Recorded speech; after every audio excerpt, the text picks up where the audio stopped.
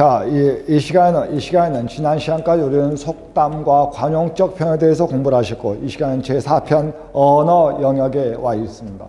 언어 영역은 언어의 실제, 독해, 그리고 쓰기, 읽기, 말하기. 언어 활동에 있어서 4대 영역이라고 하는 듣기, 4대 영역, 말하기, 듣기, 쓰기, 읽기 중에서 듣기 영역만 우리 공무원 시험은 존재하지 않죠. 그래서 쓰기, 읽기, 말하기 중심으로 가보기 위해서 먼저 실용적인 글을 대표하는 설명문과 논설문이란 무엇인가를 먼저 보자, 이런 이야기입니다. 그리하여 언어의 실제 독해편에 보니까 먼저 설명문이 나와주고 있어요.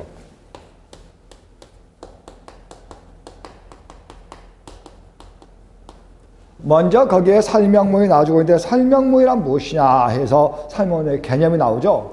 거기 개념에 보니까 뭐라고 나옵니까? 소위 정보의 전달과 이해 기능이다. 우리 학생이 모르는 것을 내가 잘 설명해주고 그가 이해하도록 하는 것이다, 이런 이야기입니다. 그래서 거기에 뭐라고 나옵니까? 독자가 잘 알지 못한 사실이나 이해하기 어려운 일 또는 까다롭고 복잡한 대상을 간단 명료하고 평이하게 설명할 수 있도록 한다, 이런 이야기입니다. 그런데 우리가 흔히 정보란 무엇이냐, 예비역도 있고 예비역이 아니신 분도 계시겠습니다만은, 정보라고 하는 것은 이미 확인된 뭐죠?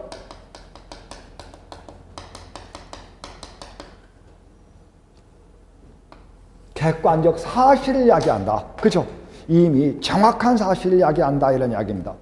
그래서 상대가 독자 또는 청자가 잘 모르는 것을 아주 쉽게 전달하고자 하는 것을 글로 써놓으면은 우리가 뭐라 그러죠? 설명문, 말하기로 하면 설명, 이렇게 이야기를 하는 것이다. 그러므로 그 우측의 책 날개 탐곽수 한번 보세요. 그 탐곽수에 나오기를 설명문의 궁극적인 목적은 무엇이냐? 정보의 전달과 이해다, 이런 이야기입니다. 그렇죠? 그러니까 당연히 답이 1번이어야 된다. 그러면은 상대에게 설명을 정확히 하기 위해서 필요한 것이 무엇이냐? 거기에 나오죠? 가장 먼저 나오는 게 위에 쓰여있네. 뭐라고? 객관성이야. 뭘 띄고 있어야 돼? 객관성이란 보편적 사실이다, 이런 이야기입니다. 그런가 하면은 학생이 잘 몰라. 근데 그걸 내가 너무 어렵게 설명하면 안 돼. 상대의 이해를 돕기 위해서 쉽게 써야 한다. 뭐죠? 편의성이다, 이런 이야기입니다. 풀어쓰기 해야 돼.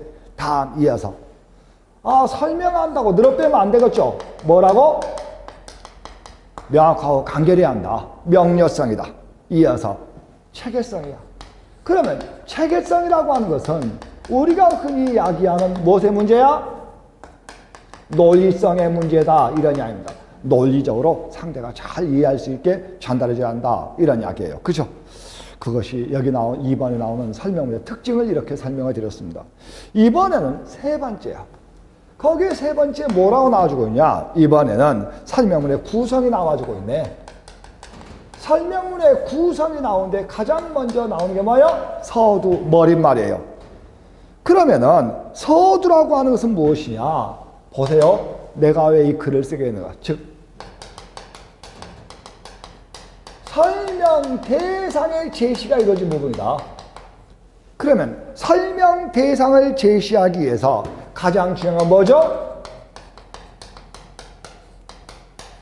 화제를 유도하고, 그죠? 소위 설명의 취지, 왜 이걸 설명할 필요가 있는가, 이러한 설명의 취지를 밝히고, 다음 이어서 뭐죠? 설명의 범위를 어디까지 하겠다, 이렇게 이야기를 해줘야 한다, 이런 이야기입니다. 그래서 우리가 흔히 이야기하는 머릿말 부분이 여기에요. 그 다음 이어서 어디에 와 있죠? 여러분의 시는 본문 부분에 와 있습니다. 이 본문 부분에 오면은 설명 대상의 해명 부분이다 그랬는데, 이 설명 대상을 해명하기 위해서 크게 뭐가 나왔어요? 일반적 구체적 진술이 나온다, 이런 이야기입니다.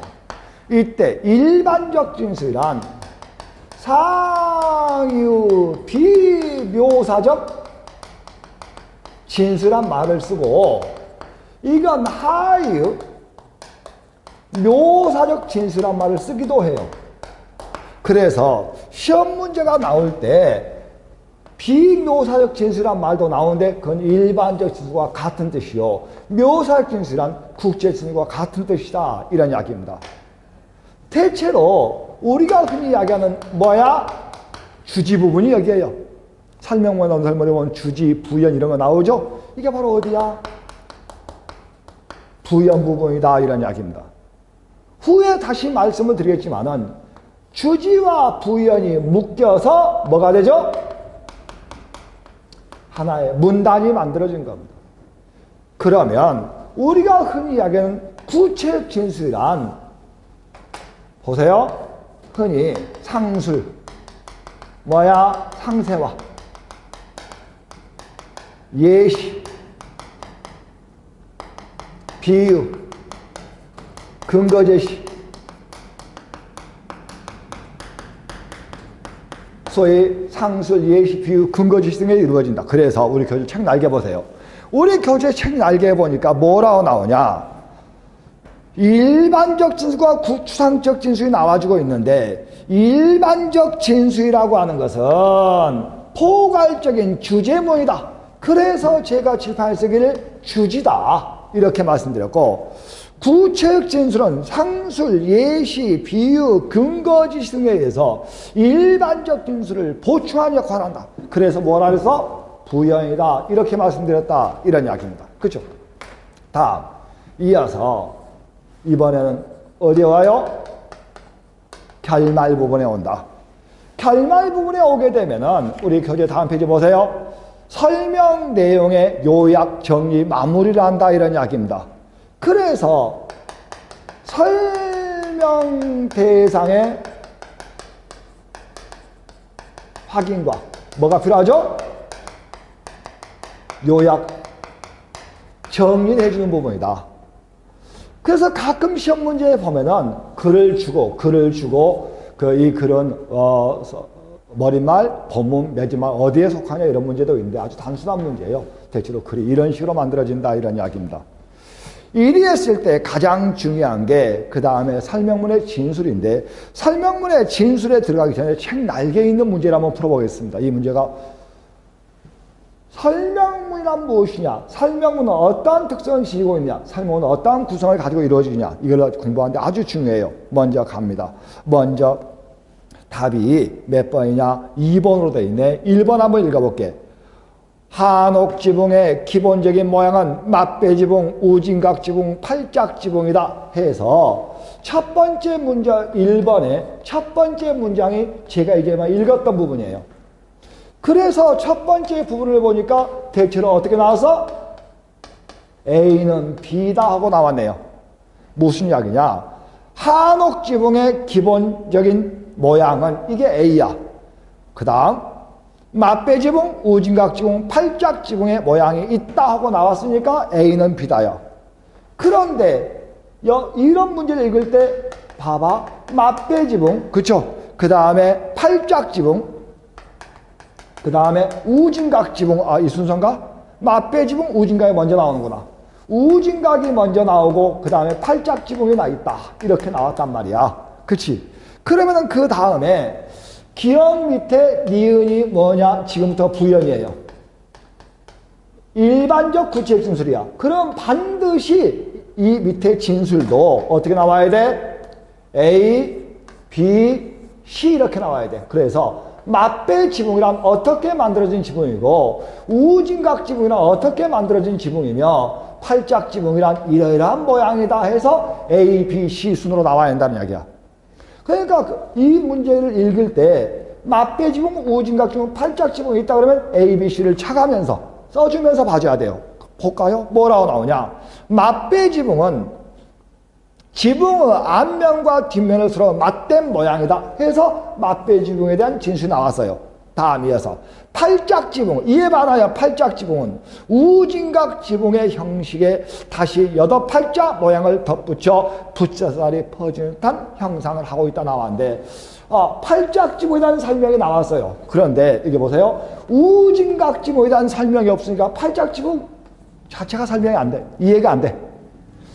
그랬을 때 이러한 것은 하나의 문단의 요건이 되지 못한다는 이야기입니다. 우리가 문단이란 무엇이냐 이 공부를 아직 안 했지만은 결국에 저는 이렇게 해요. 첫째, 뭐가 안 돼 있어?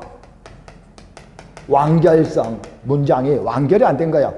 맞배지붕에 대한 설명이 있고 팔짝지붕에 대한 설명인데 우진각지붕에 대한 설명이 없으니까 우진각지붕에다 여덟팔자를 댄 모양이라는 팔짝지붕 자체가 이해가 안 된다. 그래서 완결성에 위배되었다. 다음 두 번째, 뭐죠? 우리는 통일성이라는 말도 써요. 글이 통일되어 있지 않다. 그렇죠? 이런 것들이 위배되어서 1번 같은 문장은 하나의 문단이 될 수 없다. 이런 이야기입니다. 2번 볼까요? 언어의 특성은 자의성과 자의성이 있다. 그렇죠? 그 다음에 이어서 뭐가 나오냐? 자의성과 사회성이 있다 나오죠? 여기까지가 뭐지? 일반적 진술이야. 그러면 언어에는 자의성과 사회성이 있다고 했으니까 바로 부연의 언어의 자의성이란 언어의 사회성이란 설명이 나오면 맞아. 그쵸? 다음 이어서 3번 들어가 보자. 말은 듣는 이에게 다양한 심리적 반응을 일으킨다. 여기까지가 일반적 진술이에요. 그런데 말하니가 잘못 쓴 말은 듣는 이에게 불쾌감, 소외감, 불신감 등의 부정적 결과를 초래하는 요인이 됨으로 해서 끊었어요? 다음 이어서 말할 때 항상 듣는 사람의 감정을 고려하여 말해야 한다. 대화를 이기적이고 자기중심적으로 진행하는 사람은 인간관계에서도 문제를 일으킬 가능성이 많다 그랬어요. 자, 첫 번째 문장을 주지라고 하자. 근데 주지의 내용을 보니까 뭐라고 나오냐? 말은 듣는 사람에게 심리적 영향을 미친다 했어. 어떤? 다양한 심리적 변화를 일으킨다 했어. 그러면은 그 다음에 이어지는 부연은 말입니다. 부연의 A가 뭐냐? 부정적인 말을 썼을 때 소외감, 불쾌감 등을 가져온다요. 그러면 다양한이란 말과 어울리려면 그 다음에 뭐가 나와야 돼? 긍정적인 말을 들었을 때 어떠한 심리적 변화가 나타나는가 나와야 돼. 근데 이게 없어. 이게 없어. 그러므로 앞에와 똑같이 어떻게? 완결성에 위배되었다. 다음 이어서 그 다음이야. 3번에 제가 끊어야 했던 부분 있죠. 어디야? 대무로 다음. 대무로 다음은 거기를 제가 디귿이라고 이름을 붙였을 때 이 디귿은 뭐죠? 말하는 태도에 대해서 이야기하고 있어. 그러므로 내가 하고 싶은 이야기는 뭐냐? 말을 할 때 말을 듣는 사람에게 심리적으로 어떤 변화를 일으키는가인데 뒤에 가서 뭐가? 화제가 전환돼 버렸어요. 그러므로 글이 여기 나온 논리성에 위배되었다고 한다는 이야기입니다. 그러므로 3번도 지금 뭐죠? 완결성에도 위배되고 논리성에도 위배되니까 정상적일 수 없다. 이런 이야기야. 다음 이어 4번. 4번은 말입니다. 설명이 아니에요. 설명이 아니야. 자체가. 왜냐하면 설명이란 사람들이 잘 모르는 사실을 알려주는 게 목적인데 거기 나온 4번은 설명과는 거리가 멀다 이런 이야기입니다. 그래서 답이 2번이다. 이 문제는 몇 차 시험에 나왔던 문제예요. 이런 유형의 문제도 시험에 아주 잘 나온다 이런 이야기입니다. 그래서 이번에는 설명에는 어떠한 방법들이 있느냐 설명문에 진술이 나와주고 있는데 자 이제 책 본문 보세요. 뭐가 나와서 설명의 개념이 나옵니다. 설명은 어떤 지식이나 정보를 독자에게 제공하기 위하여 사용하는 진술 방식이다 이렇게 나왔어요. 자 간다. 세시풍속이라 함은 대체로 해마다 일정한 시기에 관습적으로 반복되는 특수한 생활 행위, 즉 주기 전승의 의례적인 행위를 말한다. 여기까지가 지금 뭐죠? 세시풍속의 정의야. A는 B다야. 뭐라고? 주지야. 주지. 다음 이어서 그런데 고래로 예로부터 이를 세시, 세사 또는 월령 또는 희령이라고 해온 것처럼 이는 특히 시계성이 강조된 개념이다. 이건 부연이야. 그렇죠? 자, 그래서 세시풍속이 뭐지? 하고 잘 모르는 사람에게 알려주는 것이다. 이런 이야기입니다. 이게 설명이야. 그런데 그 설명 방법은 뭐가 있지? 정태적 범주 밑줄, 정태적 범주 밑줄. 됐습니까? 다음 페이지 맨 하단 동태적 범주 밑줄. 됐죠? 정태적 범주 밑줄, 다음 페이지 맨 하단에 동태적 범주 밑줄. 됐죠? 이리 했을 때 칠판을 조금 지우겠습니다. 이만큼만 지워놓겠습니다. 이리 했을 때 먼저 나와주고 있는 게 정이야. 정은 한자로 이렇게 쓰거든. 근데 이게 뭐냐? 전혀 시간성을 동반하지 않습니다. 시간성을 동반하지 않는다. 이리 했을 때 1번에 지정이 나오고 2번에 정의가 나와요. 그런데 거기 1번에 나오는 지정과 2번에 나오는 정의를 구분을 못하신 분이 아주 많아. 정의라고 하는 것은 뭐죠? A는 B다일 거리야. 그러나 이것은 A는 B하는 C다 이렇게 나와야 돼. 그죠? 그래서 보자. 한국어는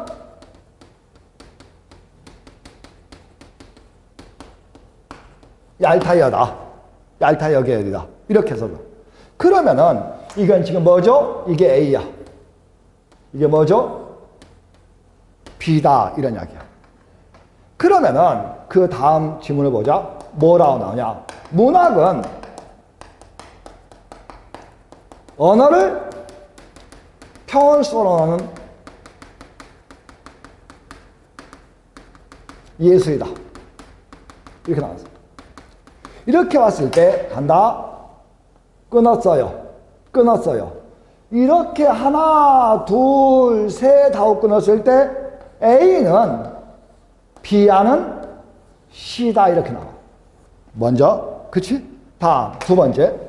이때 A가 바로 뭐여야 하냐면 우리가 알고 있는 하위 개념이어야 돼요. 이게 하위 개념이어야 되고 문학은 예술에 포함되어야 됩니다. 그러므로 이게 바로 뭐죠? 이게 상위 개념이어야 돼. 다음, 언어를 표현선으로 하는 이 말은 우리가 흔히 할 때 종차라 그래. 그래서 이 종차는 뒤에 나오는 예술을 반드시 꾸며줘야 돼요. 됐죠? 그렇게 되면 이건 지정, 이건 정이야. 그래서 사람들은 뭐라 하냐? 여기를 이렇게 끊고 여기를 끊어. 묶어. 그래서 여기를 피정이양. 여기를 갖다 우리가 정의양. 이렇게 하게 돼. 그래서 여기서 중요한 게 A는 B다이고 이건 A는 B하는 C다일 걸로 나타난다. 이런 이야기야. 그러면은 이제 우리는 이런 걸 하나 볼 수가 있다. 이런 이야기야. 그치? 타조는 날지 못하는 새다. 이거야. 그러면 자 보세요. 정의되었습니까? 지정되었습니까?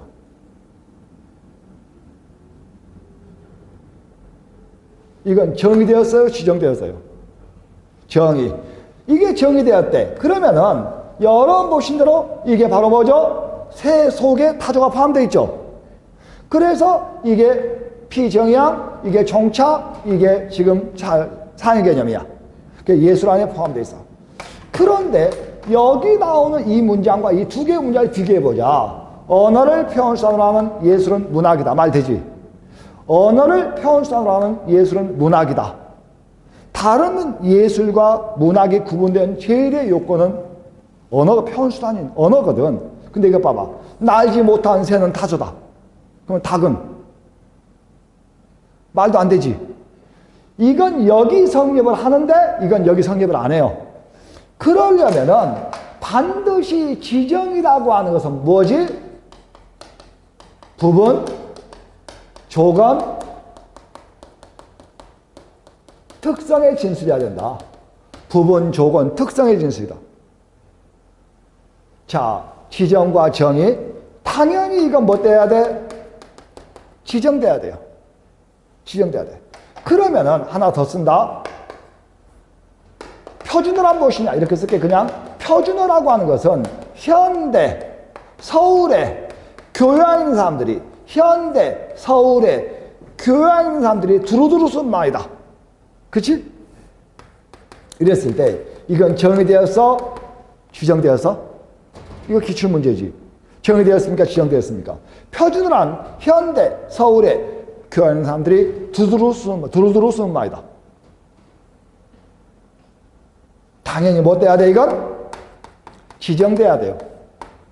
왜냐하면은, 까딱 잘못하면 이걸 뭐라 하지? 정의되었다고 이야기하는데, 이건 시대적, 지역적, 계층적 조건이야. 표준어란 무엇이냐? 국민 정서 통일을 위한 국가 통상의 공식이며, 국민 교육상의 공용어를 이룬다. 이렇게 딱 정의되어 있거든. 표준어책은 따로 있어. 그러므로, 현대, 시대적, 서울, 지역적, 교양 있는 사람들, 계층적, 어디에 해당해? 조건이야. 이게 시험에 나오는데 전부 다 학생들이 뭐라고 썼어? 정의라고 쓰고 와서. 헷갈린다. 정의와 지정. 저번에 표준어에 정의했어요. 표준어는 무엇이냐? 국민 정서 통일을 위한 국가 통치상의 공식이며 국민 교육상의 공용어를 이룬다 하고 말씀을 드렸다는 겁니다. 그러므로 이건 반드시 지정이라고 써야 돼. 지정과 정의 잘 구분 안 돼요. 그래서 우리 교재에 보니까 뭐가 나와주고 있냐? 거기 지정 나오죠? 무정은 우리나라 최초의 현대 소설이다. 이건 객관적 사실이에요. A는 B다요. 다음. 대한민국은 민주공화국이다. 하지만 민주공화국이라고 해서 모두 대한민국인 건 아니지. 그렇죠? 바로 그런 경우다. 정의 보세요. 됐죠? 문학은 언어를 표현하는 예술이다. 그래서 종개념이 뭐라 하신 내가? 종개념이 하위 개념. 다음, 유개념이 상위 개념. 이렇게 표시가 돼야 한다. 그래야만 우리가 정의되었다고 한다. 이런 이야기야. 그치? 다 이어서. 이번에는 두 번째. 지금 우리 교재는 여러분이 공부하시기 편하게 두 개씩 묶어져 있어요. 그쵸? 두 개씩 묶어져 있는데, 이번에는 3번이야. 3번에 뭐가 나왔냐? 이번에는 분류야. 뭐죠? 구분이야. 자, 분류와 구분을 잘 모르겠다. 그럼 분류란 무엇이냐? 묻기. 이건 뭐야? 나누기야. 묶었냐, 나눴냐요. 우리 교재 볼까? 먼저 우리 교재 분류 먼저 봅시다. 2번, 니은번이죠. 자동차, 기차, 비행기, 배, 이들은 그 기능으로 봐 모두 운반 수단이다. 모두 묶었지. 그치? 자, 그러면은 가보자. 몽고, 터키어, 퉁구스어, 만주어, 일본어가 있어. 이렇게 쓸게요. 몽고, 여기 나오는 몽고, 터키어, 퉁구스어, 만주어, 일본어는 개통상 얄타이어 계열이다. 이렇게 썼어요. 그러면은 몽고어, 터키어, 퉁구스어, 만주어, 일본어를 얄타이어 하나로 묶었다. 이런 이야기입니다. 이렇게 묶는 것을 분류되었다고 이야기를 하고, 여기 있지, 이제. 이 역. 이번에는, 이거 봐봐. 조선 후기 연희문화는 고려실수예요. 고려 연희문화는 팔관에 나래 산대의 등이 있다. 이렇게 썼어, 그냥. 그러면은 이번에는 연희문화를 어떻게 했지? 팔관에 나래 산대의 등으로 이번 나눴다는 이야기야. 그러면 나누면은 구분, 묶으면은 분류, 앞으로 이렇게 이야기를 하자. 이게 분류와 구분의 차이다. 이런 이야기야. 그런데 이번에는 말입니다. 이렇게 한번 써봤어. 시는 자유시의 서정시, 낭만시 등으로 나뉜다. 이랬을 때 이건 구분되었어요, 분리되었어요? 구분되었지. 근데 구분되었으면 내가 안 물어보지. 왜냐하면은 여기 보자면은 아주 중요한 게 있어요. 여기에 잘 안 보이시지만은 이 말이, 우리가 한 학급에 50명이 있단 말이야. 그 50명 학생에게 우리가 선생님들이 번호를 매겨. 1번, 2번, 3번, 4번에서 50번까지. 근데 번호를 매길 때 키순이냐 성적순이냐 생년월일순이냐 이런 기준이 있어야 돼요. 그래서 1번부터 50번까지 일관된 하나의 기준으로 가야 한다 이런 이야기야. 1번부터 10번까지는 키순, 11번부터 20번까지는 성적순, 이러진 않는다. 그래야 다른 과목 선생님이 이 반의 수업을 딱 줄여가지고 이 반은 강하다수니까 제 이름이 하정우제 맨 끝번에 있겠다. 야 하정우 57번 하고 부를 수 있다는 이야기야. 다시 하겠어. 잘 모르는 사실을 알려준 게 설명이기 때문에 당연히 뭐가 있어야 돼? 기준이 있어야 돼. 만약에 여기가 조선 정기였다거나 신라시대였다면 기준이 달라져 버린다는 이야기야. 이게 나타날 수가 없어. 그치? 그러기 때문에 당연히 기준이 있어야 하는데 이것 봐봐. 뭐지? 형식상 자유시, 내용상 서정시, 문해사도상 낭만시. 1번부터 50번까지 번호를 정할 때 하나의 기준만 가야 하는데 둘 이상의 기준이 개입되어 버리면 이런 식의 문장은 없다. 우리는 이런 식의 문장을 쓸 수 없다. 그렇지? 그래 뿐만 아니라 여기 나오는 팔관회와 나래와 산대가 모두 다 뭐예요? 대등자격이어야 돼. 다시 하겠어. 여기에 예술이 나오고 여기에 문학이 나오면 예술 안에 문학이 포함되어 버리지. 상하 개념은 안 돼. 반드시 대등관계에 있어야 돼요. 이렇게 경험을 가지고요. 그렇지? 만약에 조선 후기 연희문학은 이렇게 하면 여기에 그림자극, 가면극, 인형극 이렇게 나와야 돼. 완전히 달라져. 반드시 이렇게 나타난다. 이랬을 때 중요한 점 뭐라고? 아주 중요한 이야기야. 이번에는 반드시 분류가 되었던 구분이 되었던 관계없이 아주 중요한 이야기예요. 단일 기준이어야 돼. 단일 기준이어야 돼. 그런데 이런 경우도 있어.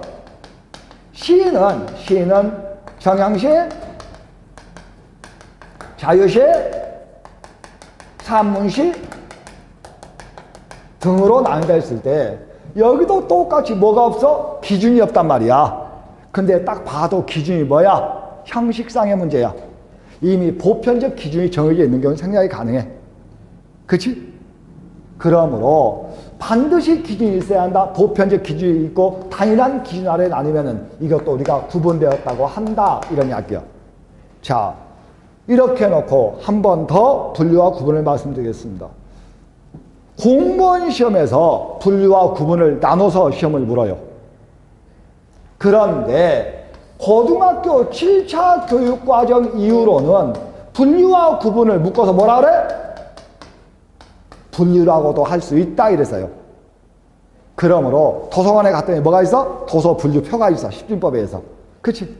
그래서 혹시 이게 시험에 나오면은 넓은 의미의 분류를 물었는지 좁은 의미의 분류를 물었는지를 보고 답을 쓰셔야 된다. 분류와 구분을 묶어서 분류라고도 한다. 이런 이야기야. 그치? 다음 이어서 이번에는 네 번째야. 네 번째는 뭐지? 비교와 대조야. 비교와 대조가 있는데 비교는 두 대상 또는 둘 이상의 대상 사이에 뭘 찾는 거야? 공통점을 찾아 진술하는 거야. 그러나 대조는 뭐죠? 차이점을 찾아 진술하는 거야. 한쪽은 공통점을 찾아서 한쪽은 차이점을 찾아서 한다 이런 이야기야. 자, 우리 겨져보자. 뭐라고 나왔냐? 영화는 스크린이라는 일정한 공간 위에서 시각적으로 흐르는 예술이고 연극 또한 무드라는 제한된 공간 위에서 시간적으로 형상화된 예술이다. 공통점이지. 그치? 그래서 내가 한번 써볼게. 인간과 원숭이는 집단 생활을 한다. 이렇게 쓰면은 이건 두 대상 사이의 공통점이야. 다음 페이지 보자. 대조 봐봐. 시는 주로 운율적 언어를 사용하고 수필은 뭐죠? 산문적 어휘를 사용한다 이렇게 나오지. 그렇듯이 이번에는 그러나 인간의 집단은 뭐지? 창조적이고 대체로 원숭이의 집단은 본능적이다. 그래서 창조적인 인간의 집단을 뭐라 하지? 사회다 이렇게 하고 동물의 집단을 군집이다 하고 이야기를 하는 거야. 했을 때 이 두 대상자의 차이점을 진술하고 있으므로 대조, 공통점을 진술하고 있으므로 우리가 비교 이렇게 한다. 자, 여기 이런 거 한번 써볼까? 여기 추성훈이가 있어. 추성훈이하고 국어선생님과 싸우면 누가 이기지? 당연히 추성훈이가 이기죠. 무슨 이야기야? 여기 나오는 추성훈이하고 강호동하고 싸우면 누가 이기냐? 이건 해봐야 알아. 그러나 여기 나오는 국어선생님하고 싸우면 하나 많아요. 이런 건 비교, 대조, 설명 대상이 안 된다. 확연한 것은 안 된다. 아니, LG 트윈스라는 야구팀하고 어느 초등학교 야구팀하고는 아예 설명할 필요가 없는 거야. 반드시 분리와 구분은 단일 기준하에서 성립한다면은 이번에는 말입니다. 비교와 대조는 반드시 어디에서만? 대등자격에서만. 추성훈과 강호동처럼 어쩌죠? 대등한 힘일 때만. 저하고 강호동이 싸우면 무조건 강호동이 이기지. 그런 건 안 된다는 이야기입니다. 그래서 반드시 비교, 대조는 대등자격에서만 이루어진다. 이런 이야기예요. 다음, 이어서 묘사요. 다섯 번째 묘사는 이렇게 써버릴게요.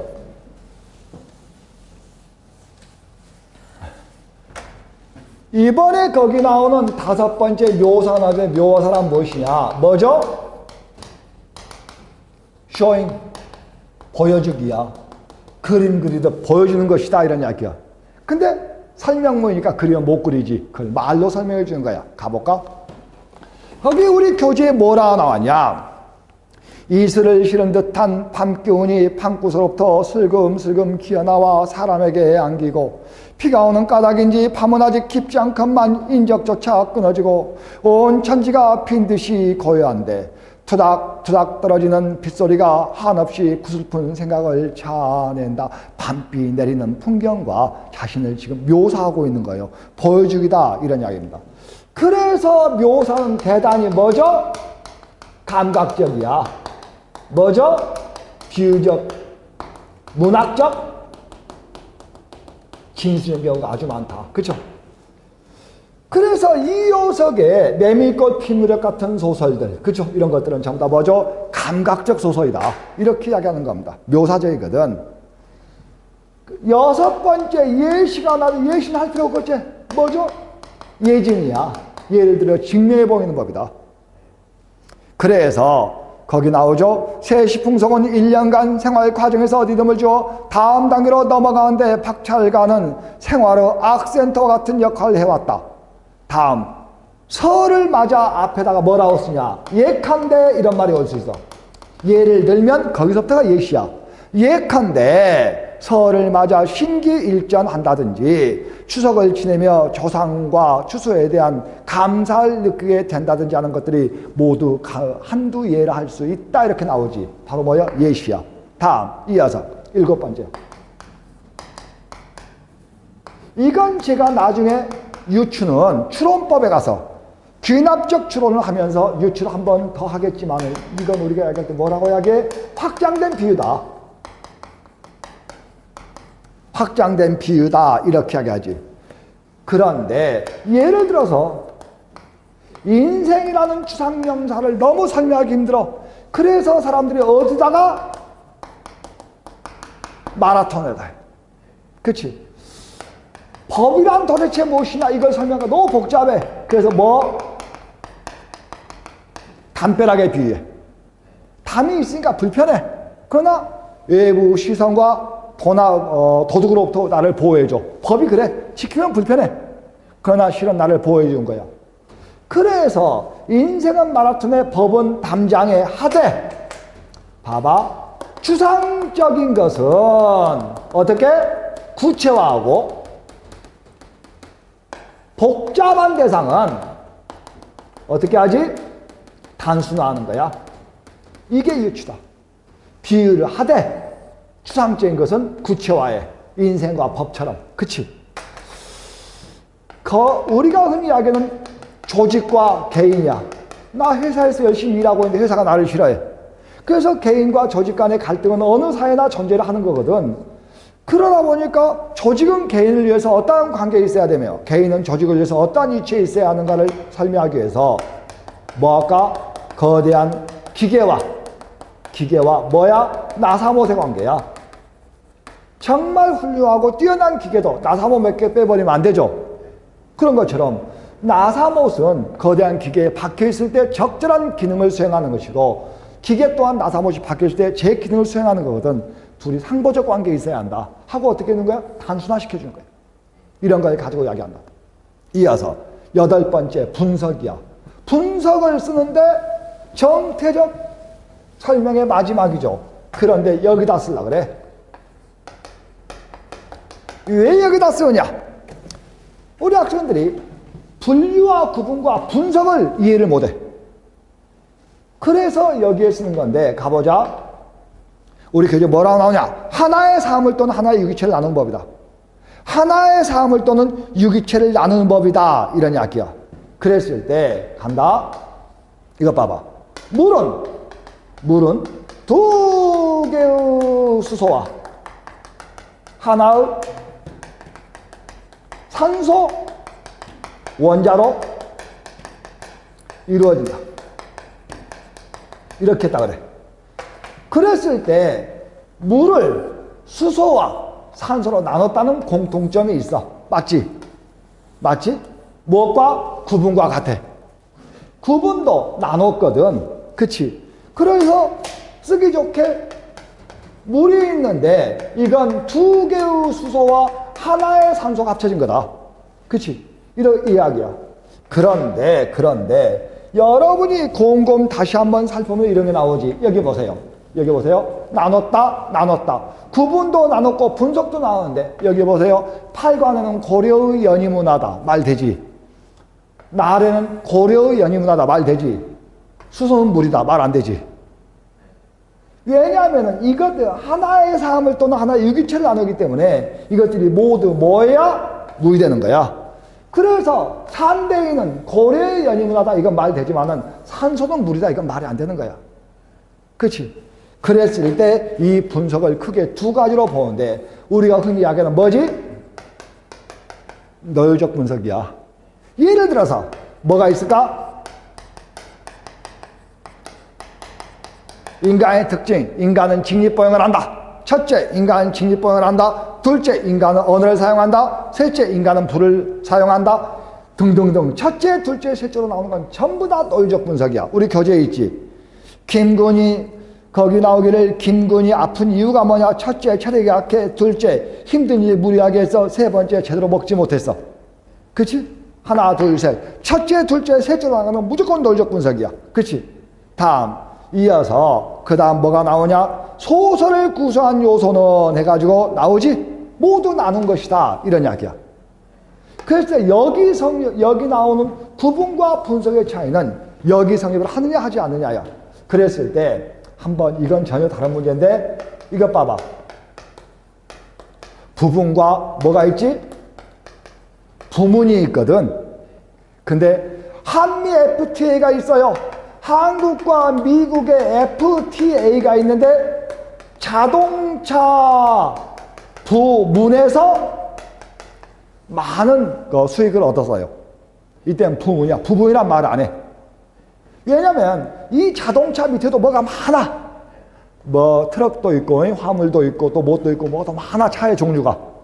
그런데 우리가 알고 있는 부문이란 부분은 뭐냐? 이거 어깨가 부분이야. 독립성이 없어. 개별성이 없어. 그랬을 때 이건 뭐지? 부분이야. 이건 뭐야? 부문이야. 부문. 이것들이 모두 분리돼서 개별성을 가져요. 이건 분리성이 없는 것들이야. 모여야 하나의 모이 되는 것이에요. 우리가 이런 것들을 이것들을 부문이라고 하는데, 우리가 팔목 부분이 아파 그래. 그렇지? 판소리 부문에서 우리가 1등을 했어. 부문이라 그래. 그랬을 때 비슷한 어휘 구분도 잘 해줘야 되지. 자, 이렇게 했을 때 우리 교재로 261쪽이야. 261쪽의 우측에 탐구학습 봐봐. 거기에 나오지 분류와 구분. 이것도 기출문제예요. 분류와 구분 꼭 봐주셔야 됩니다. 잘 이해를 못 하신 분들인데, 분류와 구분, 그러면은 묶었냐 나눴냐, 그렇죠? 자, 이렇게 보시면 되고, 지금까지 여러분은 저하고 말입니다. 지금까지 여러분은 설명에서 정태적 설명법이란 무엇이냐, 지정, 정의, 비교, 대조, 분류, 구분, 분석, 유추, 예시, 그렇죠? 이런 것들을 살펴봤습니다. 특히 지정과 정의, 분류와 구분과 분석, 지정과 정의, 분류와 분석과 구분, 비교와 대조, 이런 것들이 시험에 잘 나와요. 특히 이런 것들을 가지고 나중에 구체적 진술이 만들어지고 그걸로 하나의 문단이 만들어진 거거든. 그래서 여러분들이 꼭 좀 봐두실 필요가 있다. 시험에도 잘 나온다. 오늘은 제가 여기까지 하고, 다음 시간에는 동태적 설명법은 무엇이냐. 동태적 아주 간단해요. 한 10분이면 되는데, 동태적 설명법은 무엇이냐를 설명을 드리고 나서 논설문으로 이어가 볼까 합니다. 자, 오늘은 여기까지 했습니다. 고생하셨습니다.